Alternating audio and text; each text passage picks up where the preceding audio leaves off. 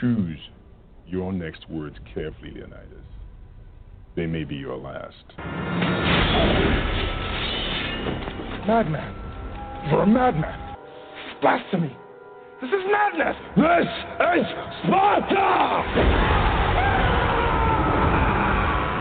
Who do we have left? Britney Spears, Kim Kardashian, Paris Hilton. Yeah, that's what we have to look forward to. Kanye West. Good morning, everybody. Good morning. Good afternoon. Good evening. We're global. I mean, the lines are blowing up. Anarchy Shop, which is actorsbreakdown.com/shop, SHOPPE. Oh, look at you. All right, honey, buddy. I'll be right with you. I'm the kind of guy. If you attack us, I attack you. Dear Hammer. Hello, my name is Brian Hammer Jackson, and you're with the Brian Hammer Jackson Show. Boy, he was powerful. This is a no-win situation. I'll give you a call in about an hour and a half. I survived it at the end of it. Okay. Can we put it that way? You guess we are. Oh, yeah. I know that voice. Hold on. Are you going to hold on or are you going to hang up on me? Wow. I didn't know we thought that bad. You cannot call people a stupid phone. Like, okay. Tell me the rules. This is not a win-win situation, but this is the truth. Isn't it really? Here we go. Maybe another time I'll read out my book. Yeah, we'll wait for the movie on that one, Brian. Yeah, really. The never-ending story. It has a happy ending. Brother, it is time for the mortals to pay. Release the Kraken!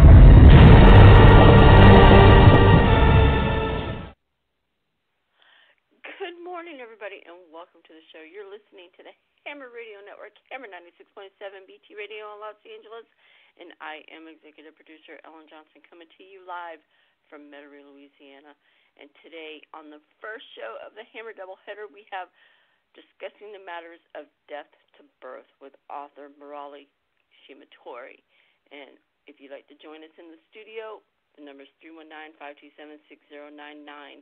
And Mr. Shimatori is an informative technology and software development subject matter expert, hands-on program author, consultant, and trainer. In 2001, he formed his own IT consulting and software development firm known as Shimatori Consultants.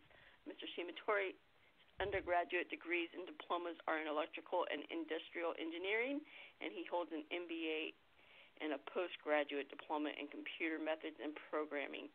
He has several years of academic experience teaching a variety of computer and IT courses such as COBOL, Fortran, basic computer architecture, and database management systems.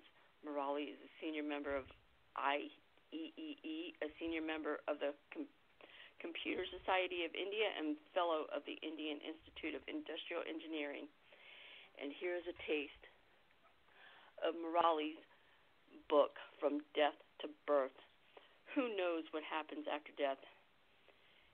Hinduism details this theory in Garuda Purrana in a conversation between Lord Vishnu and Garuda. The conversation is focused on the matter of death to birth and covers all those aspects in a succinct manner. This book is translated of that Garuda Purrana, translated from its original version in contemporary American English, keeping it as close to the original as humanly possible. And again, if you'd like to come into the studio and ask Mr. Shimatori some questions, the number is 319-527-6099. And now, without further ado, the number one radio personality, Brian the Hammer Jackson. Good morning, Ellen. You should get an award for getting through that reading.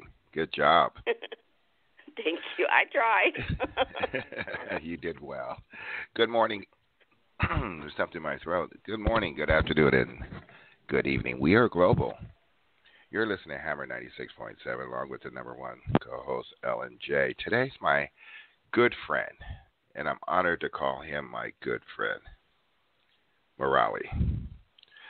There's no secret how I feel about this man. I think he's a genius. This guy has a heart that I think everybody in the world can just jump into, and it's comforting.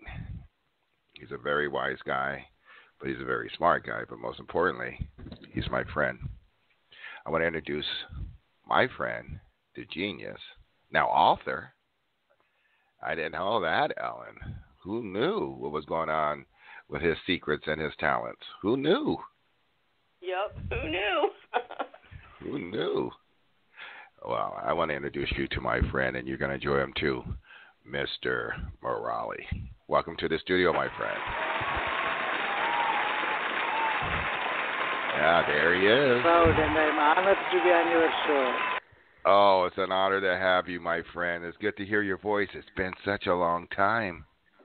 Thank you. It's me too. I'm happy to be on the show with you and Ellen.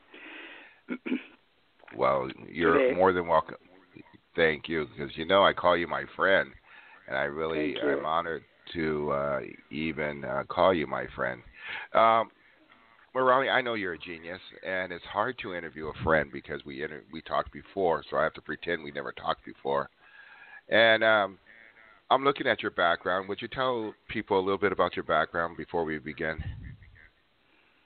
Yeah, sure. I was born in a small village in a corner of India, and I was brought up in a lower middle class family. My father was a small-time farmer, tilling a little land and bringing up his 6 children. I was third child, one of 3 sons, and I had 3 sisters. I was educated in that small village, school final, and after which I joined a diploma in electrical engineering. Then I took employment. I improved my qualifications studying in the evening school, and slowly I rose in my position, and then I shifted to software development and joined Tata Consultancy Services. I worked in manufacturing initially for about 15 years, and then shifted to information technology and software development and worked in it for about another 15 years. Then I started my own consultancy, Chemuturi Consultants, and I worked on quite a few projects as a freelancer. I was offering help to the organizations in project management, quality assurance, and process definition and development, and also helping them, hand-holding organizations in the certification of ISO and capability maturity model integration, and I have been conducting training programs. I offered consultancy to organizations in India predominantly, and a few organizations in the United States too. I shifted to United States in 2018 December. I've been living henceforth in this great country with my elder son, Dr. Nagendra, who is a pharmaceutical scientist in U.S. company. And I had 2 sons, both are in USA, and my wife and I live here in USA. And I wrote in 2008 beginning, I wanted to record all the knowledge I gained in information technology by working there for the last 30 years. And I began with the software estimation book, followed by a book on software project management, and which was followed by a book on software quality assurance, then a book on management of IT projects, a book on requirements engineering and management. Then I wrote a comprehensive book on software design, which I proudly claim to be the first of its kind, because there is no comprehensive treatment of software design in any other book except tips and tricks or report design and screen design kind of things. This is the most comprehensive work. And then after coming at the end, I wrote the most fundamental book in information technology, How to Write Programs. I should have written it first perhaps, but I thought at this point there is no such book which is not tied to a language and which starts with the writing a program, printing Hello World. So I gave it a comprehensive treatment and published that book. Then I wrote a couple of books on management in general, because the management definition itself has changed. Way back in 70s when Peter Drucker and others have, Phil Cosby and others have written books, it was management was taken as getting things done, the art and science of getting things done. But now with outsourcing, the getting things part has changed. We just outsource. So the manager today, what is he doing? He's getting results. The management is the art and science of getting the desired results. And with this change, a lot of functions have changed. So I wrote a new book, a management, a new paradigm for the 21st century, and which I followed with another book on people management. So far, the books are on personal management, treating personal as a resource. And now it has changed. The people have to be managed. The aspect of the daily, day-to-day aspects of managing people is allocating work, deallocating work. This is no more mass production scenarios as depicted in the Charlie Chaplin's film Modern Times. There's no, every day he goes and does his work. No, that's not the way. Every day the work changes. So that's another book that I wrote. All these are published in the United States. And then the Hinduism, let's not call it really Hinduism, they're Indian. When the books were written, there is no Hindu, no Christian, no Judaism, no Islam. There was universally, there was a righteousness, that's all. And there are very wise things were written in the Sanskrit editions 5,000 years ago, and the world is losing them. So in my own small way, I started translating some of those epics. They were all epics, they were all poems, so that they can be sung and preserved. They were preserved from mouth to mouth, passed on generation to generation. And printing started printing. Now, once the printing started, the passing on the epics from mouth to mouth simply discontinued. We are losing those books now. So I translated basically 3 books. One is Ramayana, on which you have interviewed me some time back.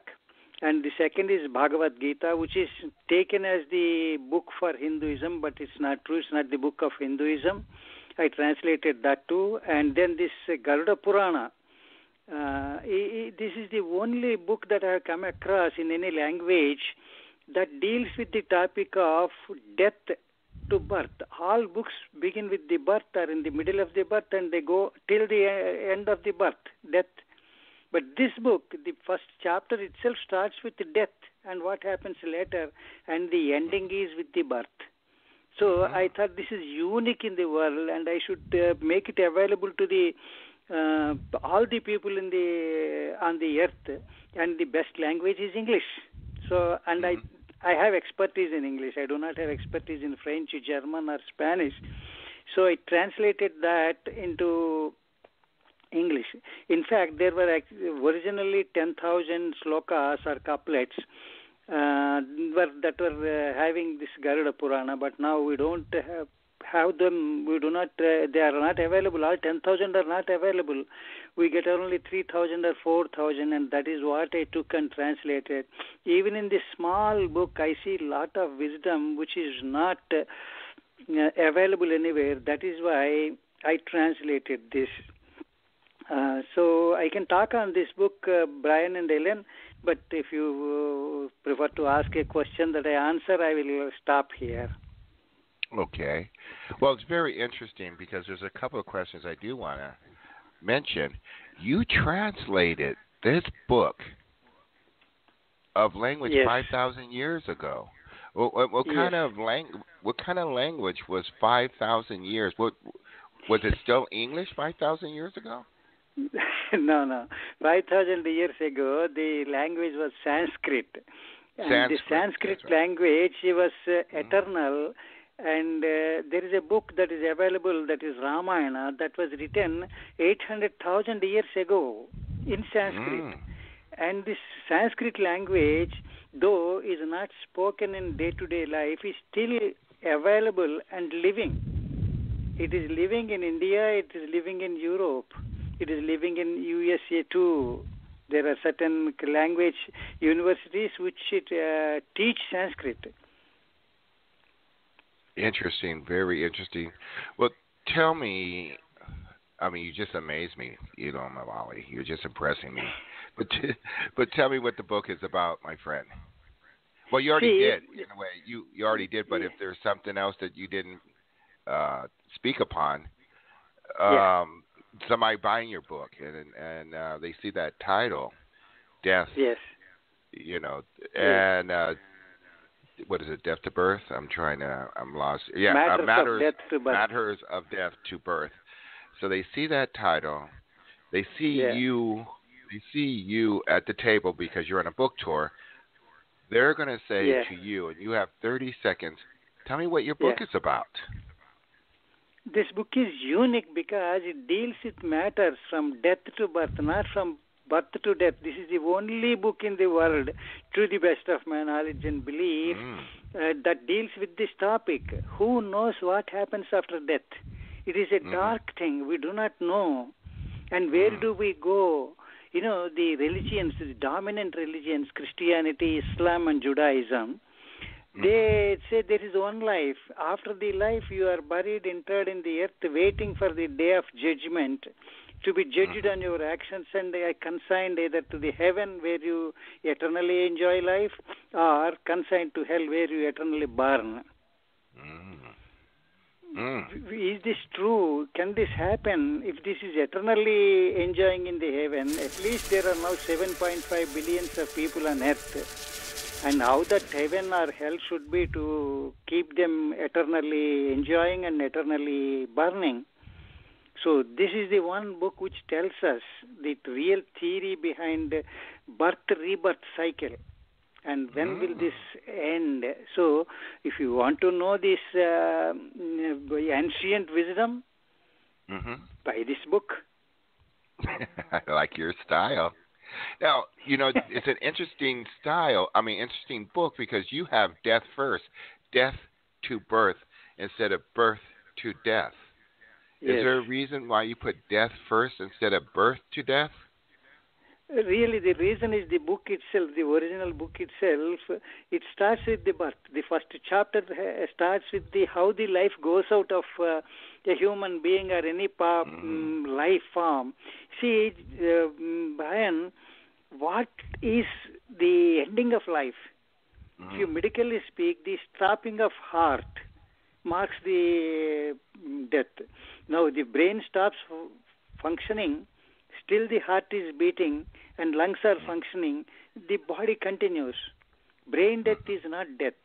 If lungs die, within 4 minutes or 5 minutes, the heart stops because the oxygen supply is cut off. But if the heart dies, both lungs and the brain immediately die. So the stopping of the heart is the real event of death. Now, what makes the heart stop? Or, on the other hand, we can ask, when the baby was in the womb of the mother, what makes the heart begin ticking? We really have no answers. It is nature. The science says it is nature. The nature triggers the heart to start ticking in the womb when the baby is, say, 8 weeks or 10 weeks or 12 weeks, whatever, I'm not sure about it. And then it stops one day. The doctors keep pumping oxygen through ventilators, and still the heart stops. What makes it stop? When the life goes away and the life is there, it is just a second or fraction of a second. The body is active, the blood is warm, the bacteria inside the body is kept in control. The next second, next fraction of a second, the life ebbs out, the heart stops pumping, and the bacteria becomes active, and they start eating the body, and within 3-4 hours, foul smell comes and all this. What is that part that goes out of this body? We can't see it. We can't see it. We don't know what makes it tick, what makes it stop. And this is called as life. Generally, we refer to it as life. The life began and the life went out. And the book starts with this aspect. What is happening at this point? You know what the book says. Shall I go on? Brian? Yes, I'm listening. I'm fascinated. I'm Okay. listening to you. It's almost like I'm out of my body and listening to my own show because you're fascinating. I'm not going to talk. This is Thank you. You sound really good. See, Okay. When the life is about to go, right, the book says the whole life flashes in front of his eyes. His whole life. He is the spectator. Things, events are happening in front of the eyes. The whole life flashes before his eyes, very own eyes. Within a second, he can see all the events. He is fully aware of why, say, a particular event has happened, what happened behind his back also is brought to him. He knows everything now, and his voice is shut off. He cannot talk to anybody. His voice is shut off. He realizes everything in his life. He knows now everything that has to know. The events behind the events, the reasons behind the event, the people behind the events, everything comes to his knowledge, but he will not be able to speak. And then, when the life goes out, he will suffer the pain of 100 scorpions biting him. Wow. Well, and, that's it.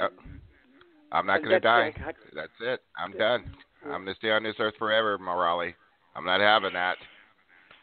If that pain of 100 scorpions biting happens to sinners, 100% sinners. Really? And Brian, we are all not 100% sinners. We have done some noble deeds, most of us, 99% of us, leaving that 1% exceptions. 99% of us have done some noble deeds, committed some sins. We are somewhere in between on the scale of the continuum 1 to 10. Maybe we are at 5, maybe we are at 3, or maybe we are at 8 on the scale of virtuosity. So we do not suffer all that. If you are completely virtuous, there will be no pain. Life will simply go away. But why do we have there's two questions here, and we're going to get to the other questions. First of all, when people talk about when they're near death, they're talking about they're getting flashbacks, and like you said, your whole life passes before you. Why does that only happen when you're near death? Why can't your life pass before you when you're just meditating or going shopping? Why does it have to happen? Why does it have to happen near death? Are you taking memories? No, really, are you saying goodbye? Brian, you asked a very good question. I think I should have told that myself. The life does flash, the whole life does flash before the eyes of the person who has committed number of sins and not repented them. See, when we committed an action, the life definitely comes back to us and reminds us about the event and say, you have done this wrong, or you have done this right. You have put in a creditable performance there. You acted poorly. You had been a rat. You had been a noble soul. We get that flashes very frequently. The whole life doesn't flash, but events do flash. For good people like you and me, I'm taking that liberty to put you and me in the good people list. Well, thank life you, but it's more you. It's more you. I need a reference to get in. It's more you. But go ahead. You're so kind. Go ahead. So the life flashes us, and we keep on reflecting on the past events, and then, if possible, we go back and correct. You go back and apologize.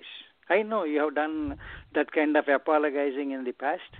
Yes. And I have done that apologizing in the past. So we are reflecting. The life is flashing before us and telling us, hey, Murali, you have done this despicable thing. Go back and apologize. We go back and apologize. Then that event is cleaned. It will not flash before you. That flashing before you happens only for those people who have done things but did not compensate for it, did not clear that action. So the real life keeps flashing. The theory of Hinduism in Bhagavad Gita, there is a sloka. I have translated that book also to English, American English, and it is available. The God tells, the question is asked of the God, okay, God, you are there, but how do I find you in this world, on the earth? And the God has given number of places where the God can be seen. And he told, in every human being, I am in the mind. Brian, there are two things, brain and mind. Brain is the flesh, the mass of flesh that is there inside our head. Mind is the capability, thinking capability, the memory, the intelligence, everything is in the mind. He said, I am in your mind. The God is in our mind.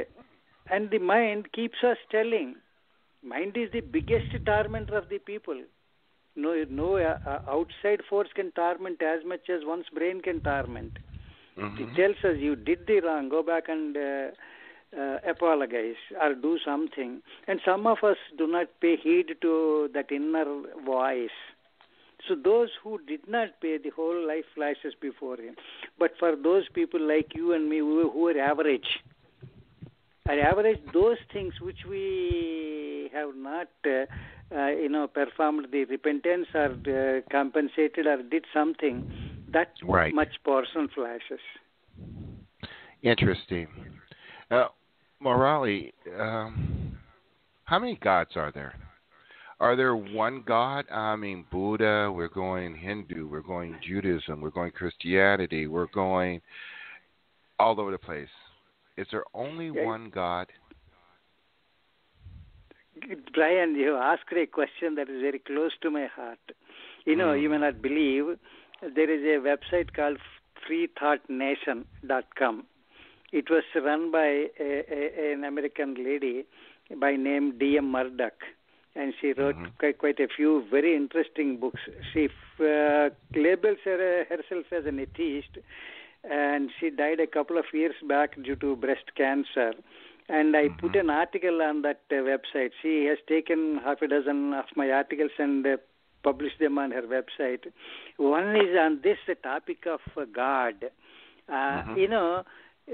The general opinion is that Hinduism has multiple gods, 3,300 million gods, something like that. But the fact is not that. In those people who see all the temples dedicated to so many gods, they think that each is a separate god. The real sloka in Sanskrit is Ekam Sat, Vipra Bahuda Vadanti. That is, the truth is one, the God is one, but the knowledgeable say it in many ways. And the article that I wrote is the concept of God as energy. There is in this very book, I take a name of Lord Vishnu. And Lord Vishnu is the sustainer of the world. The creation, the concept of creation in Hinduism, there is something written that has understood from behind, from within. There is an internal meaning, and externally it is humanized. Everything is called as human beings.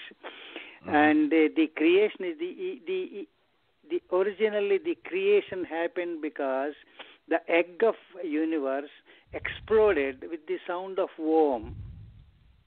The egg of universe exploded with the sound of Om, and from that was born Adi Parashakti. That is in Sanskrit word. When you translate it, Adi means first, Para means the supreme, Shakti means energy.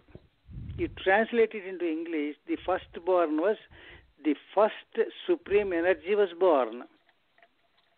And that is what our Big Bang theory says. And from that, three energies were born. One, the creative energy. And two, the sustenance energy. And three, destructive energy. The creative energy is called as Brahma. The sustenance energy is called as Vishnu. The destructive energy is called as Shiva. And the consort, the three had three consorts. The consort of creativity is Saraswati, wisdom. Creation has the concept of wisdom, sustenance has the concept of wealth, Lakshmi, and the destructive energy has the concept of Parvati or power. So, at the conceptual level or the precept level, they are energies. At the practicing level, they take it as gods. See, God is just a name, a code. Shakespeare has said, what's in a name? A rose smells just as sweet, called by any name. So the go ahead. The precept and the practice, there is a large gap. The people are at various intellectual levels. Brian, maybe you may be thinking that I am, flattering you, but how many people are there in the USA that have the same intellectual capability as you are? Oh, nobody. I'm the only idiot. The person who has the wisdom to call himself a idiot, I consider him to be a genius, Brian. He's an idiot savant. See, how many people have the capability, courage, and the bravery to call himself an idiot?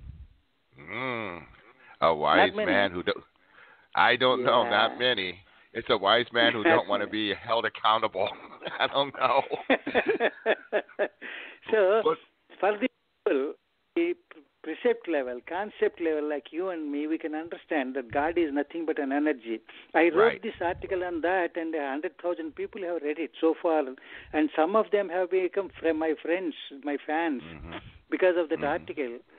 See, what is God? God is omnipotent, omnipresent, and omniscient. All knowledgeable, all knowing, all powerful, and everywhere. And energy is that which is present everywhere in the universe. It is all knowledgeable and it is all powerful. And scientists call it as energy and we call it as God. But if we replace the word God by energy, will scientists accept? I believe your theory. I like your theory. I do believe in it. But it's a dangerous theory in Christianity, because if we believe in a Big Bang Theory, which I do, and we believe God is energy and many types of God, here's what's dangerous, because you just said the Bible was just a story. Because if you believe in a Big Bang Theory, you do not believe in a story of Jesus and Mary and Joseph and the Bible and the Christianity. Would you like to explain that? Do you actually believe in the Bible as it's written, as Christians are reading? Bible is a good book, certainly. Whether it is written by God or not, God knows. Only God knows. Whether similarly, this Garuda Purrana, what I have translated, it certainly is not written by God. It is written by a man. It is written by a man. And he reported a conversation between Lord Vishnu and his supposed carrier, a transport vehicle, Garuda. And the question that comes immediately here, how can a man hear the conversation that took place somewhere in the universe or outside the universe and report it here? Now, here comes the interesting part. When we use the language is composed of alphabet, letters, each letter. The English word is a letter, and is an alphabet, A, B, C, like that, 26 letters.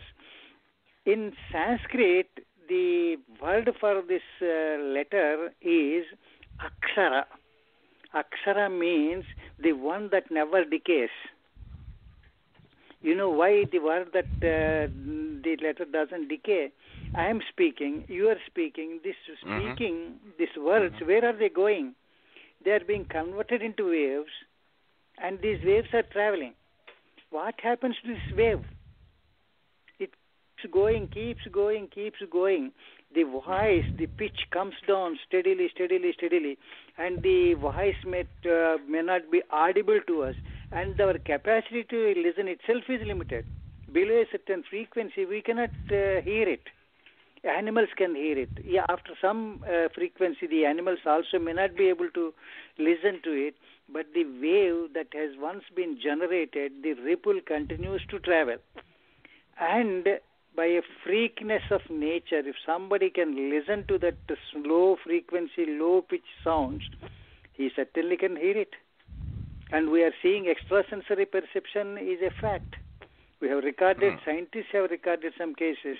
So that is how this extrasensory perception has been used by this particular person who heard that conversation and wrote it.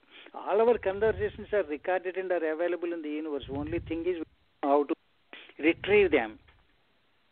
So when we come to Bible and say that God has created the universe in 7 days, it is the perception given to the author that this is so. And the Christianity doesn't stand only on this. The Christianity stands on the principle of Jesus propagating a religion. And before Jesus, there was some religion. And Jesus never lived as a Christian. He was a Jew. He died as a Jew. He never converted. His apostles, his disciples, they went and propagated his philosophy and started a religion. And this was very well brought out by that lady D.M. Murdoch in her theory, The Christ Conspiracy, the best story ever sold, something like that. Her title was there. She brought it very well. So you can still be a Christian. You don't have to convert your religion. And when you say what is in a name, if you can accept what is in a name, and that if we accept there are many prophets, Jesus is not the only one. There are other prophets at other places, at other regions. Then, you can get out of this narrow-mindedness. Of course, the organized religion wants dogma to be there because they pay money and they can sustain their organization. They can pay their salaries to their employees. It is so with every organized religion. I want to get my questions in. I can listen to you forever, Mo Ali. You know that. And you and I will have tea. And you would talk, and I'll get us chicks. I'll trade off that way. Oh, you're a married man. Oh, wait a minute. Did you get remarried, Mo Ali? Because if you did, I want to say congratulations because you and I are friends. We know the first wife was not so good. So did you remarry somebody and you're happy? Marry somebody, and marriage is a union between two bodies to begin with, and it has to grow into the union between the souls. Okay? And will that grow? It doesn't grow. God has set certain rules.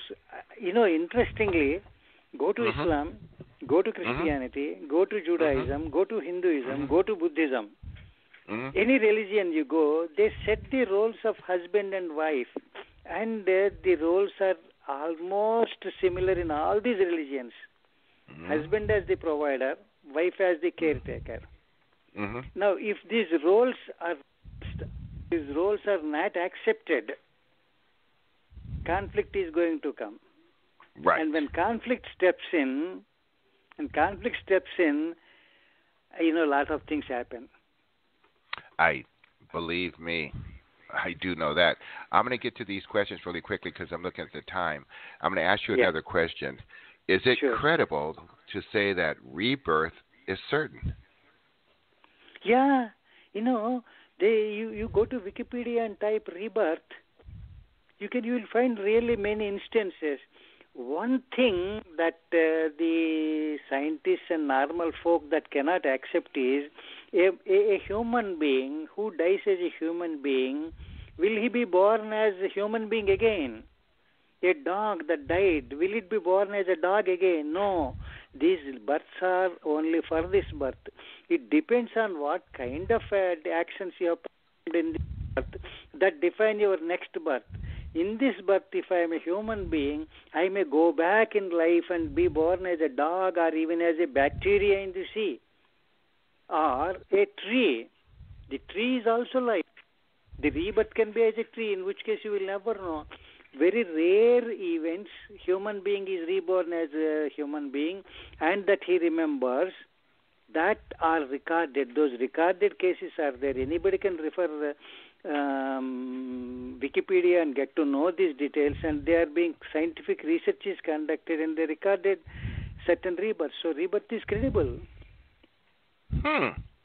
I want to remind everybody that we're talking to the great. You're more than a tech guru. I'm going to call you as a spiritual advisor. I think you have some insight here. I'm going to promote you today. But we're talking to the great Murali Shimatori. Shimatori? Yes, that? Yes, you got it right. Thank you. And the name of the book is From Death to Birth. Is it on sale now on Amazon? It's available on Amazon, Lulu. I published it on Lulu.com. Lulu.com is the best place to buy. It's available on Amazon too. Excellent. We're going to get some more questions because I'm looking at the time. Yeah. Does your book involve religion? I did not get the question. Okay. The question is that, does this involve religion? I know we're talking about certain types of religion.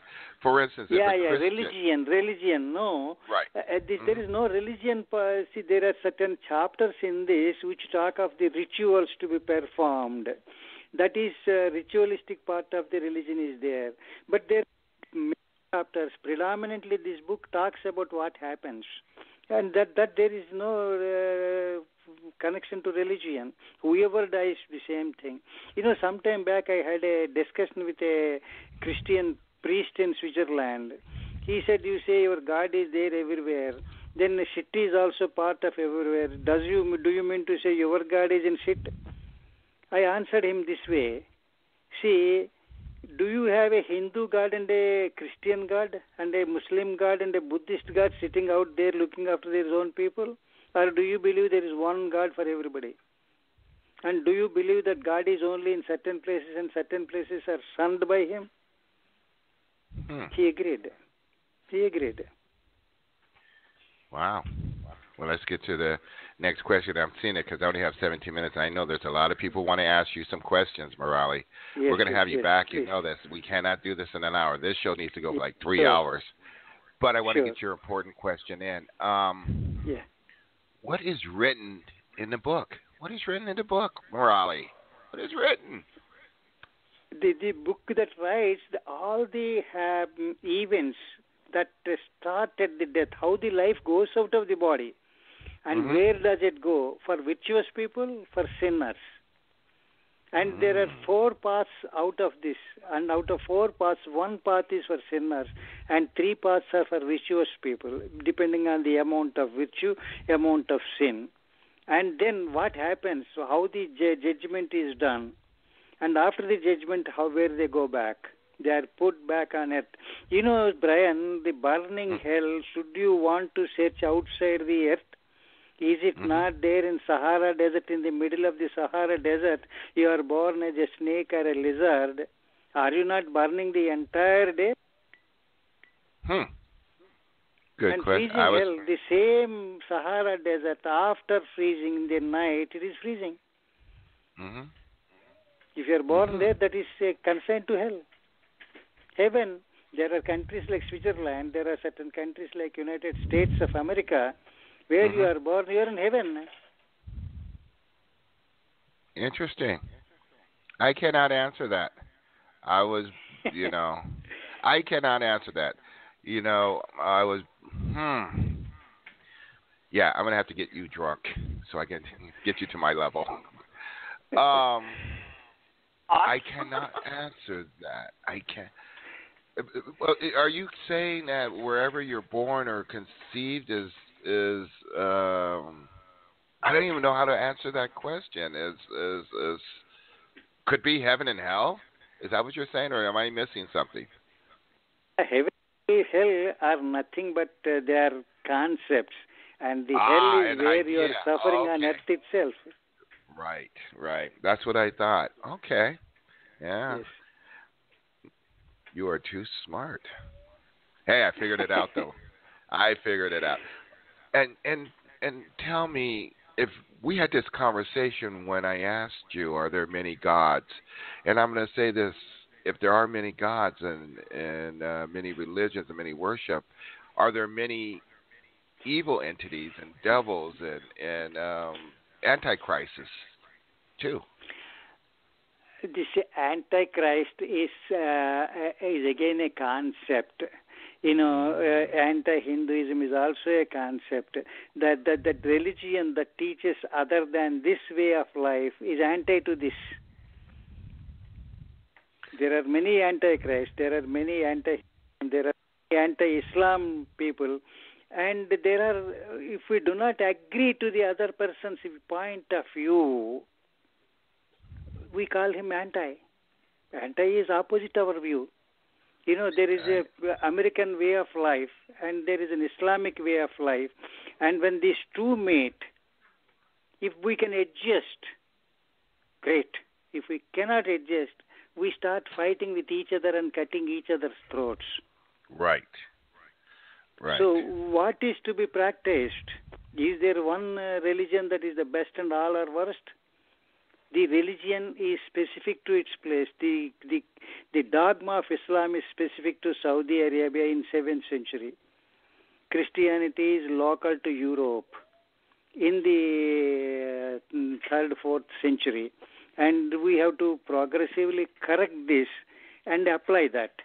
And if correction is applied, we remain dogmatic and fighting at each other. Now, let me take this liberty to say Christianity has matured.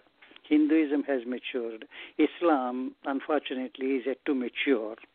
If it matures, one day it matures. It has matured in Saudi Arabia, maturing. And I'm sure the world also, it will slowly mature.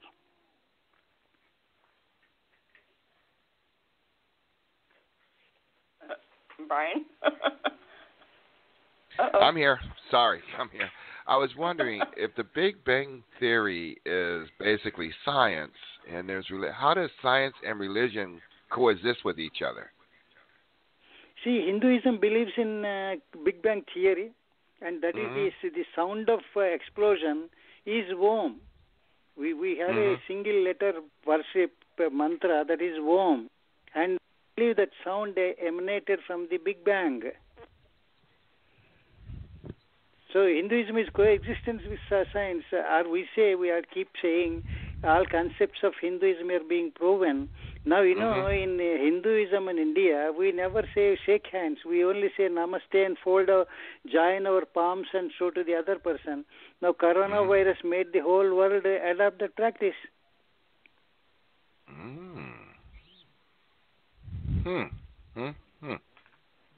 I got to ask you one more last question. We're going to open up the phones.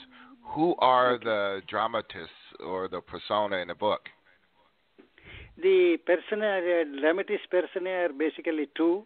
One is Lord Vishnu, the sustaining energy of the world, and Garuda or Garutmanta is supposed to be a hawk, eagle kind of bird that carries Vishnu to all the places that he wants, his servant. The conversation between these two people is recorded, and they're the main dramatist persona.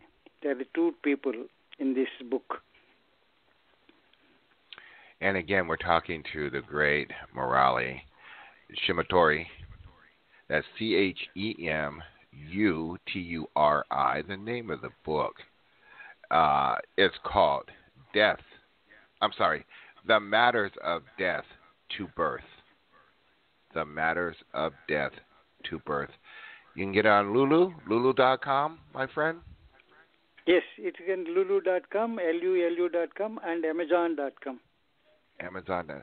We're going to open up the phones right now because I'm thinking a lot of people want to ask you a lot of questions. And we have the lovely Laverne here, just a lovely lady. Good morning, Laverne. Welcome to the show. Good morning. Good morning. Good morning to all. Brian, I picked the wrong day to clean my refrigerator out because I was listening, but you heard bits and pieces of it, but sure. it was a very, very interesting and informative conversation. So I will go back and listen to the show. Thank you. Sure. 'Cause I'm sure I would have had a lot of questions if I had sat down and listened it all the way through.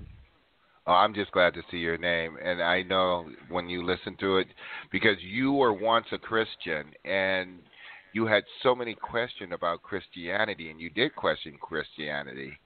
And when we're talking about the book, we start from death to birth. You're going to say, I want to ask some questions, and when you do, I'm going to make sure I can give you Morales' Facebook, because I got a feeling that you're going, and if he accepts your friendship, I'm sure he will. He's a great man. He's a loving man. Morales, would you be kind enough to accept Laverne's friendship? Definitely. Certainly. Absolutely. I will do that. It will be a pleasure of mine to accept your friend as my friend. I'll be proud to say that. Well, thank you. Thank you. Brian, because you asked questions. I'm sorry. Go ahead, Laverne. I'm sorry. Part that I heard, the part of the discussion that I did hear, you asked the questions and I said, that's a question I can ask. That's a question I can ask. But you asked them all. Well, I'm channeling your spirit. I'm channeling what would Laverne say. Thank you, Laverne. Thank you so much. Laverne was inside him.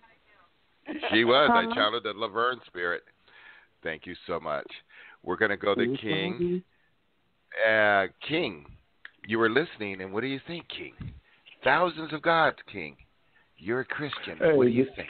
Hey, good morning, Good morning, my brother. Laverne. Good I'm morning, just King. listening. You know, what I mean, I'm very impressed with what he was talking about. I mean, I've been in church all my life, and I know there's a time or two where I was in my younger days. I was out there running wild, and I would have to say that I've had it where life flashed in front of me. Death flashed in front of me, and all that. So I can definitely relate. There's a time out here in Phoenix, Arizona, I think there was one time. Now don't take it offensive or whatever, but I'm just being honest. Like, there's a time out here in Arizona where I forgot where I was at, but I know I was in Phoenix, and I think I was high off of coke or something, and I think I passed out on a sidewalk, and I think I lost my pulse or something. You know what I mean? And like I said, I believe I seen God. You know what I mean? I already know it. It's real. It happens. You know what I mean? So it's very real. When he said death comes before life, I mean, so very touching story, though. Thank you, King. Thank you. You're welcome. And we're gonna go to Tata. Oh, Morale dropped. I hope he comes back. Uh-oh. We're gonna go to Tata. Oh, wow. Yeah, he'll be back. I'm gonna go to Tata. Here we go. Me linda wa. What do you think, Tata? Wow. Me linda wa. Thank you. You're welcome. Good morning. How are you? Huh? Beautiful flower. It means beautiful flower. Ah, okay. Me linda wa. See? Anyway, I feel like reincarnation is definitely real. There are actually chapters from the Bible that were hidden or buried or deleted by certain what do you call them, popes and leaders. They deleted. The Bible has been revised. I'm not sure how many times it's been revised, but it's definitely been revised. How Jesus said, referred to John as Elijah. Who has speakerphone on? Morale. He's back. Oh, Morale's back? There you go. I got that. Somehow got cut off. I recalled from thank another you, Morale. Thank you, Morale's back. Thank God. Okay. But Tatam, it's like I know you're a spiritual person, and let me ask Morali, do you believe in a third eye? Third eye, yes, Brian. I do believe in third eye, and everybody has the third eye, but most people fail to open the third eye. Third eye is the one which is between your eyebrows, and it is also called as pineal gland or something like that. And that opens only when you can perceive things without seeing. As you practice this life and really examine, analyze your things and the events with a dispassionate precision, your third eye opens and you will be able to see things which others cannot see and which you yourself have not seen. Hello? Yes, hello? I'm listening. I'm listening. Yeah. Oh, that must so be me the third with the eye noise. is there. Only thing is we have to open. Mm-hmm. Yeah. Mm-hmm. See, I'm sorry. Then as I told a few minutes ago, the God is in your brain, mind. If God is in your mind, what is it that you cannot see unless we put a big screen in front of our brain and start from looking at things by putting it to cold logic and scientific method.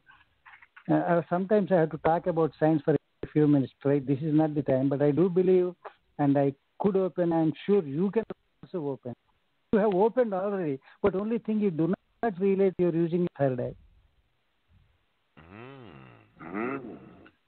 I think, Ellen, I think you need to call back in because I'm getting feedback. Kiddo, I think it's your phone. Hold on.